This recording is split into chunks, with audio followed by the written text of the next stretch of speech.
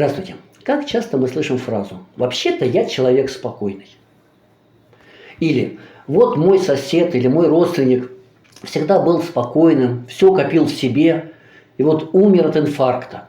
Я очень много общаюсь с людьми.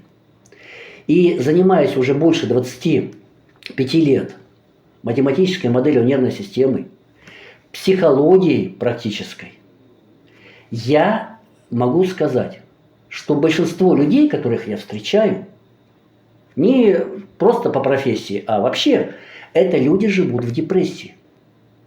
И именно эти люди говорят о себе, что я спокоен. Они правы или нет? Да, в какой-то мере они правы. Но хорошее ли это спокойствие или нет?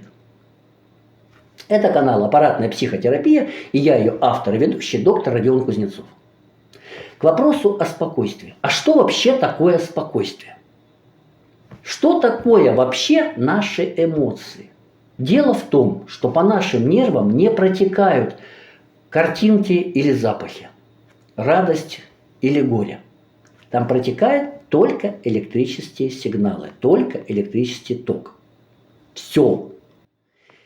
И наши эмоции – это то, что природа придумала как индикатор количества электрического тока, поступающего в наш мозг.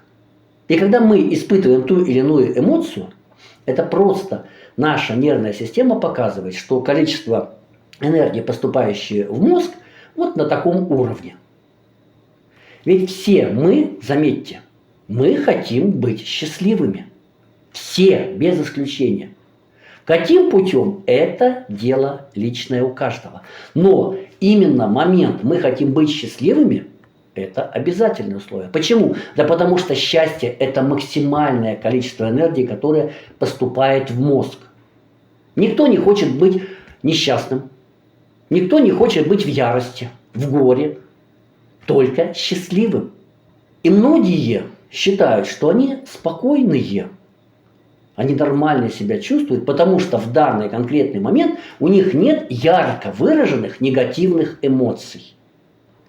Их мы боимся еще больше, чем желаем счастья. И таким образом, если очень грубо, то можно сказать, что все наши эмоции можно разделить на 4 большие группы. Депрессия, агрессия, спокойствие и радость. Так вот, клинически депрессия и спокойствие очень похожи. И люди ее путают. Но разница в чем? Вообще, чем различаются вот эти вот уровни? В депрессии человек для получения энергии разрушает самого себя. Он не способен ни на какую конструктивную деятельность. В агрессии человек, чтобы получить вот эту электроэнергию по нервным сигналам, он разрушает окружающий мир. И опять же, он не конструктивен, он деструктивен. В спокойствии человеку не нужно ни разрушать, ни создавать. Он находится в таком вот равновесии. Но это равновесие силы, его энергии хватает. И, соответственно, энергия счастья и радости – это когда человек способен на конструктивную деятельность. Так почему люди говорят, что «а я спокоен»? Не потому, что он находится на уровне спокойствия. Нет. Эти люди в большинстве своем находятся на уровне депрессии. У них просто нету сил на раздражение. Их уровень энергии гораздо меньше. Эмоции их, да, они спокойные. Потому что у них сил не хватает. И поэтому, когда мы вот этот спор начинаем, они говорят, да ну, я всегда спокойный. Это неправда. Обратите внимание. Вот именно вот этот вот показатель. Я спокоен, я держу все в себе. И потом это высказывается моими болезнями, вылезают болезни. Это неверно. Дело в том, что, как я уже сказал, для работы нашей нервной системы нужен электрический ток, который вырабатывается только одной структурой – рецепторами. Рецепторы бывают внешние и внутренние. Внешние реагируют на энергию окружающего мира. Свет, звук, температура, давление. Внутренние только на изменение физического, химического состава нашего организма. Резкое изменение, сильное изменение этого состава – это боль. Поэтому можно сказать, что энергию для работы нервной системы, энергию для своей жизни мы берем из двух источников – внешний мир и боль. Но чтобы боль появилась, нужно этот участок хронической боли сформировать. И таким образом энергия эта уже формируется. Но представьте, что больше энергетически? Солнечный свет или та боль, которую вы испытываете? Цунами или панорицей? Чисто с точки зрения энергетики, энергии, электрической энергии, чисто с точки зрения электроэнергии, естественно, с точки зрения потенциальной энергии, естественно, энергия тайфуна, цунами, она гораздо больше. И рецепторы внешние способны получить больше просто так. Энергия же внутренняя, у нее очень маленький коэффициент полезного действия. И поэтому люди, живущие в этих эмоциях, да, это спокойствие, но это спокойствие депрессии. У депрессии 19 уровней.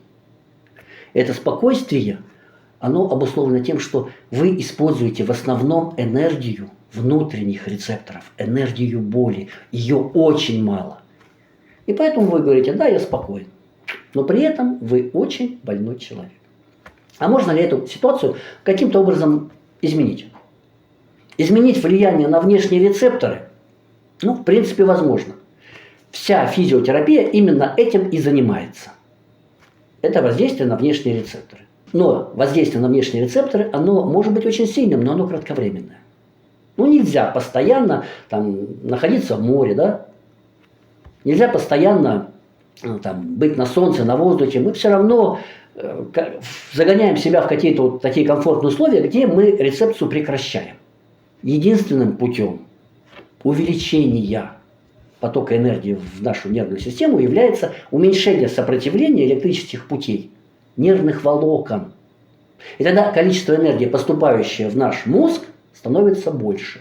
Сопротивление меньше, мощность больше. Это закон Ома, и тут, я надеюсь, вы со мной спорить не будете. Как можно изменить эти пути? Все методы психотерапии, все эти эзотерики, религии, чего угодно, они пытаются именно это и сделать. Но так как перед собой такой цели не ставят, соответственно, и результаты очень и очень скромные. Я предлагаю вам использовать метод аппаратной психотерапии. Это метод физиотерапии. И его задача не сделать вас счастливым, спокойным, яростным, депрессивным. Нет. Его задача изменить сопротивление электрических путей, уменьшить электрическое сопротивление нервных волокон. Для того, чтобы той энергии, которую вырабатывают внешние рецепторы, хватало, и энергия боли вам стала не нужна. И вы наполнитесь энергией, вы будете более энергичны, более счастливы. И когда вы станете счастливым, уверенным в себе, спокойным человеком, это уже побочный эффект. Потому что, как я уже сказал, эмоции – это индикатор. А задача – увеличить количество энергии, поступающей в мозг. Проводится аппаратная психотерапия элементарно. Вы просто надеваете наушники и слушаете вот это вот гудение. В это время занимаетесь своими делами обыденными. Тем, чем вы занимаетесь в это время обычно. Все остальное аппаратная психотерапия делает сама. И уже после нескольких сеансов вы заметите, что вы стали более энергичным. Некоторые это заметят уже после первого сеанса. Ваша работоспособность улучшится.